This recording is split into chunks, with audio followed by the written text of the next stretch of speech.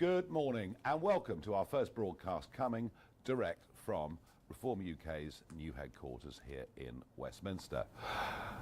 I just wish I was in a better mood, because I'm not. We alone, over the course of the last 48 hours, have been putting out criticisms of the Online Safety Act, an act that has come into being in several stages over the last 2 years. On the 25th of July, the last phase kicked in.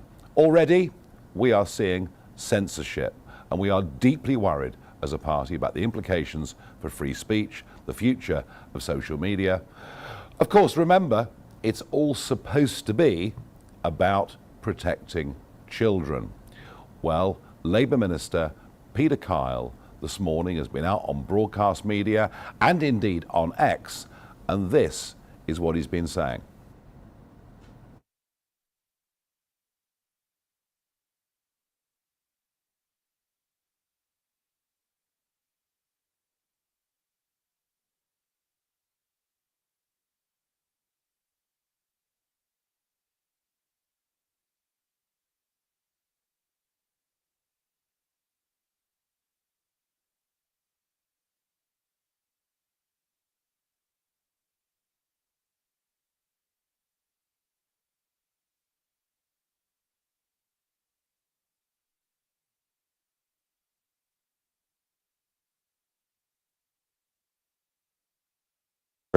So make no mistake. This is a major leap. You're going to stick to the fact that you said that.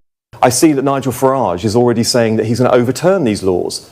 So, we have people out there who are extreme pornographers, peddling hate, peddling violence. Nigel Farage is on their side. Make no mistake about it. If people like Jimmy Savile were alive today, he'd be perpetrating his crimes online. And Nigel Farage is saying that he's on their side. I'm sorry. Not the side of children who are... I'm going to ask you to clarify. Do you honestly think to say Nigel Farage is on Jimmy Savile's side? When it comes to online activity, we have seen unfettered access of adults to children via social media. When we put in the age verification, it stops strange adults getting in touch with children.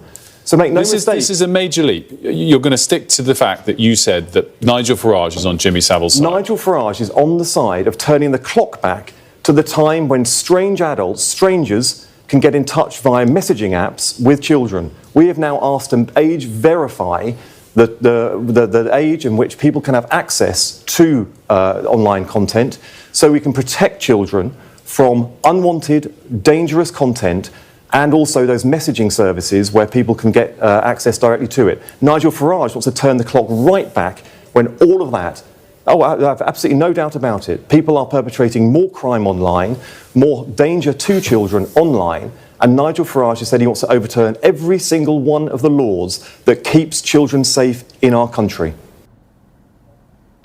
Well, this is so absolutely disgusting that it's almost beyond belief. Just how low can a Labour government sink in its desperation? Yes, of course, they're in trouble. They're well behind us in the opinion polls. But frankly, to say that I would do anything that would in any way aid and abet people like Jimmy Savile is frankly it's so below the belt, it's almost not true. But all of this is, of course, deflection.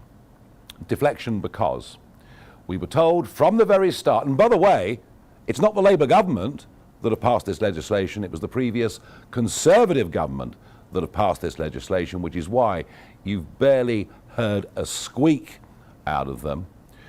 But if it's designed to protect children, then I sense it may very, very well have been drawn up by people who don't know what they're doing. I did ask Peter Kyle for an apology, but he's gone out on X and he's not going to back down in any way at all. So there we are. If you want to overturn the Online Safety Act, you're on the side of predators. It's as simple as that. Well, folks, let me tell you something. It is not as simple as that. In fact, far from it. In fact, our worry as a party is that in fact what this will do is spend far more time regulating what adults can say. Oh, and by the way, isn't it ironic that 16 and 17-year-olds will now find it impossible to access all sorts of material on the internet, including current affairs and politics, and yet Labour want to give them the vote. Well, I'm joined in the studio by somebody who actually does understand the online world, does understand the tech world. I'm joined by our own Zia Youssef. Zia, let's just start to begin with this idea that somehow it's going to protect children. You mentioned to me yesterday the number of people moving to VPNs. I can show you a graphic now on the screen. There's been a massive increase in people going to VPNs. What does this actually mean, Zia? So a VPN is a virtual private network. What it allows people to do, including kids, is to spoof, basically trick a website into making it look like that user is from a totally different location. So you can go on a VPN, happy as Larry, tap Holland, Denmark, USA, whatever it may be. And as soon as you've done that, you defeat not just these age controls that this legislation has brought in, but it also defeats, really important, and if you're a parent, it's really important you know this, if you're using your internet service provider's parental controls or monitoring systems, the ones that Sky, Broadband, BT, they'll provide you, it defeats those too. And as you said, it is the tech-savvy 13, 14, 15, 16-year-olds who will run rings around these ministers, who frankly dinosaurs, who don't get this stuff. And I want to go a step further than that. Not only does it send young people to VPNs, which also then, by the way, takes them in much more likely to go into places, the dark web, which make the ordinary web, not that there aren't horrors there, pale in comparison. It's a nightmarish hellscape.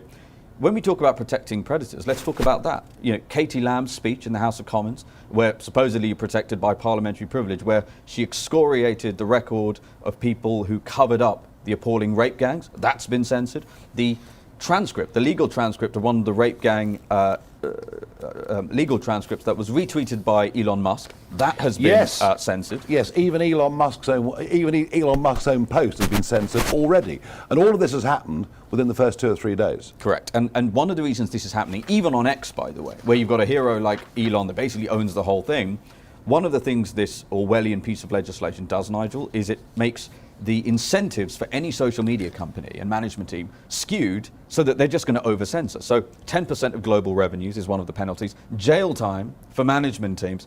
And, you know, the notion that this is just about child safety, you'll have to explain to us why Section 44 of the Act exists, which allows a single government minister, a single Secretary of State, to unilaterally order Ofcom to rewrite the rules on a whim without parliamentary scrutiny. You'd have to explain why Section 179 exists, which creates a threshold where it is illegal to say something you know to be false, which causes non-trivial psychological harm. Think about that as a threshold relative to incitement for violence. And by the way, we know this Labour government, and I know it's the Tories who birthed all of this and passed it, this Labour government love locking people up for things that they say. So you'll notice nothing we've talked about involves making British people safe. And I know you're in a bad mood, quite rightly, for the disgusting slur on you, but Reform is leading in the polls at 34%. You are favourite to be the next Prime Minister, the most popular political leader in this country. And what Labour are saying is, if you are a British person who is worried about this authoritarian clampdown on freedom of speech, you are on the side of sexual predators. It's utterly disgusting. It is, and worse than that,